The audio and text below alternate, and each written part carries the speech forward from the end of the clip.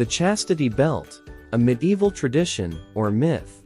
English translation: an Italian woman recently called the fire brigade in her town to help her remove an iron chastity belt after she lost the key.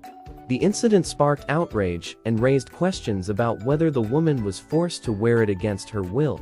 It later turned out that she had chosen to wear it herself to abstain from sexual intercourse.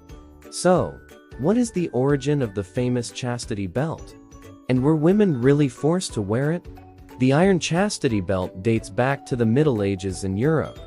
It was a common belief at the time that men would tie an iron belt around a woman's pelvis and genitals to protect her from sexual assault or to ensure her fidelity during his absence. The belts displayed in historical museums reveal that their purpose was to protect the woman's chastity, with a small serrated opening for urination.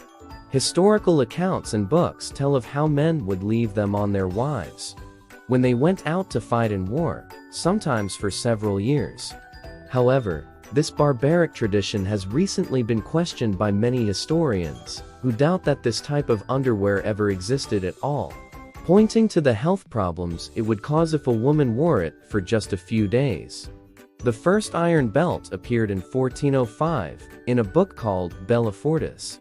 What raised historians' reservations is that the same book contains jokes about several things, such as passing gas, which suggests that chastity belts are simply myths and fantasies that appeared in literature inspired by the Dark Ages.